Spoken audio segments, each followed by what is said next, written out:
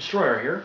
So today I'm going to be talking to you about the first part of the Bug Out Bag series that I promised. And first let me start out by saying it's important to have a bug out bag, not just in an SHTF situation, but also if you get stranded. I mean, here where I live, it's not uncommon to get blizzards. Although it's rare to be forced to the side of the road until snowplows or emergency crews can get to you, it is a possibility. And when that happens, you need to be prepared for it. You don't want to be huddled up in your car when it's 30 degrees below zero and you don't have a blanket, you have no water, no food, no way to heat yourself up, nothing.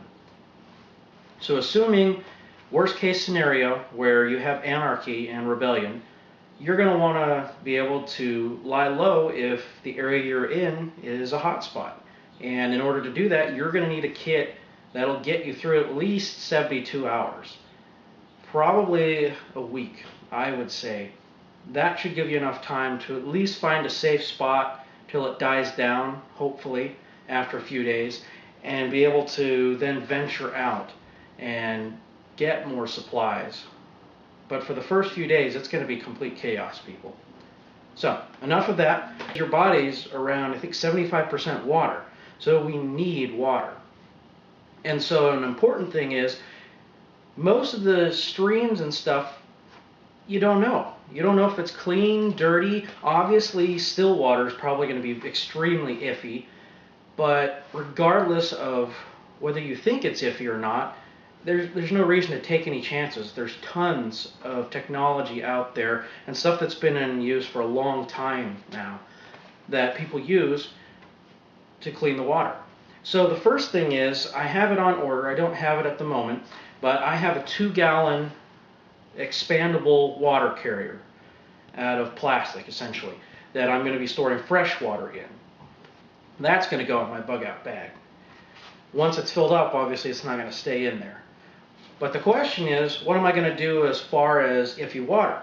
Well, they've got a lot of products out there, and the problem is most of them take 30 minutes, it seems.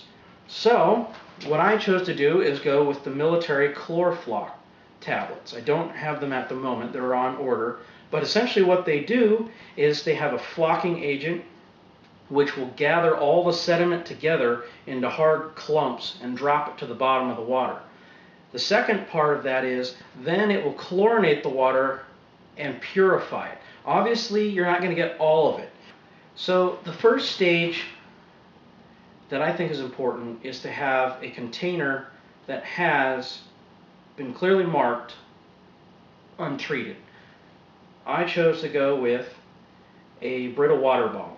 Now, obviously, not because the Brita filter is going to get everything out. No, that's part of the reason is because it has a filter. But I want a separate container that is only going to be used for unfiltered water. And what I'm going to do is I'm going to fill this thing up full to the hilt with untreated water. I'm going to put in the necessary amount of Chlorflock tablets, let it do its work. It takes about 8 minutes, I believe, for it to completely get rid of all the sediment. But the problem is it's still got the chlorine in there, and it's not good for you to be drinking chlorine no matter how many small trace amount there is in the water. That's where the charcoal carbon filter comes in for the Brita pitcher. You squeeze this out into a secondary pitcher. This pitcher is going to be pretty safe to drink from. You've pretty much killed everything. But me, I don't want to take any chances. I'm who knows where at this time. I may not have access to emergency services. I could be 45 minutes away from a hospital, and if I don't know I've got something, you know, I don't want to risk it. So, let me grab the other thing. I have a second Brita water bottle that says treated. Now the catch with this one is I've actually removed the filter from it because as my last line of defense I purchased a Sawyer reusable filter.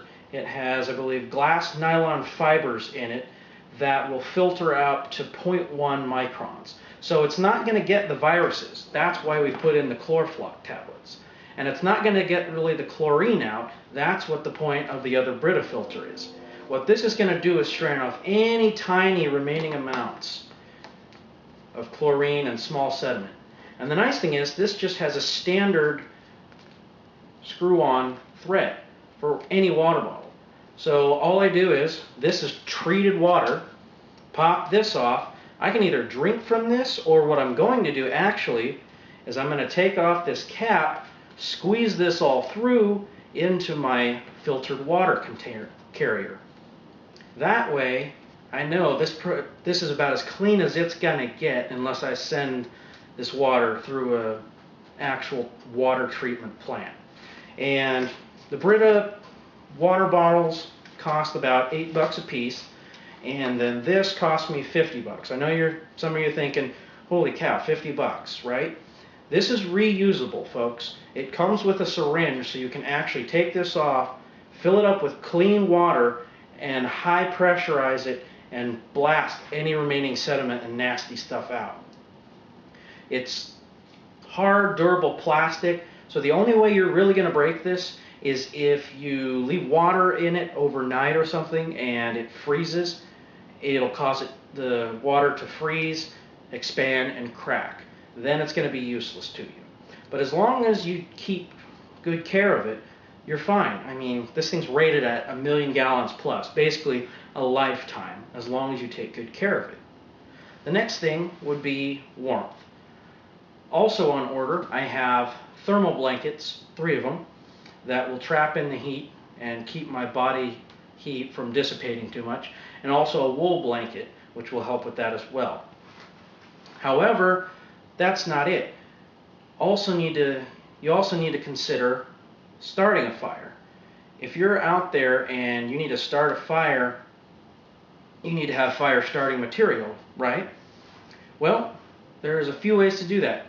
You could bring a lighter, which is probably going to fail if it's super windy out, or you can get fire steel, which may or may not work depending on how wet it is. Some are guaranteed to work even with how wet it is, but your tinder could be really, really wet, and that may not work.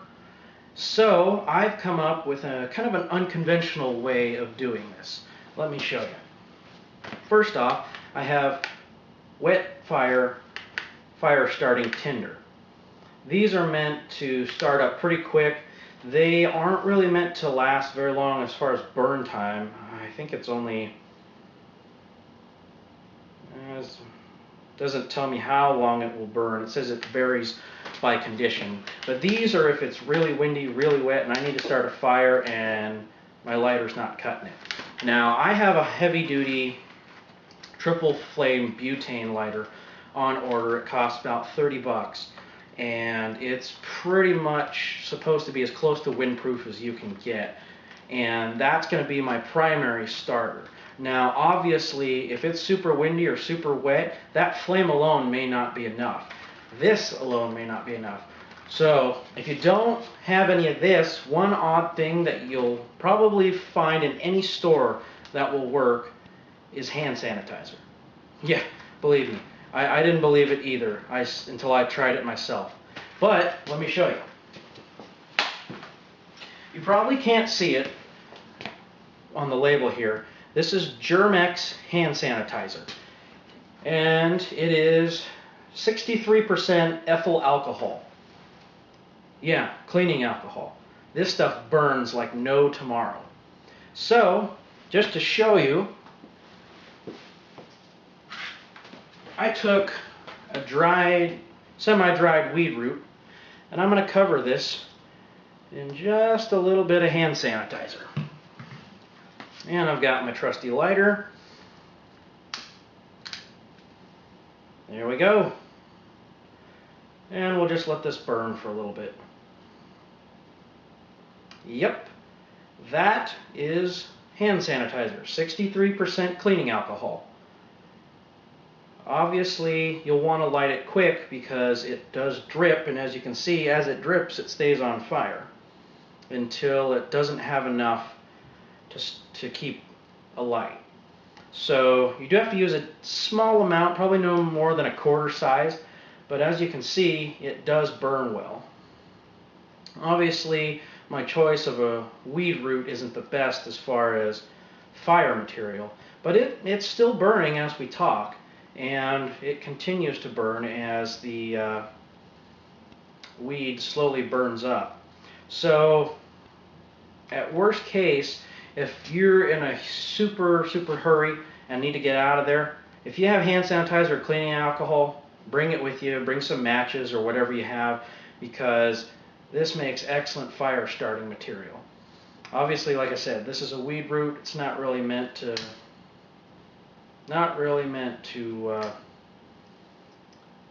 burn. So that's enough of that.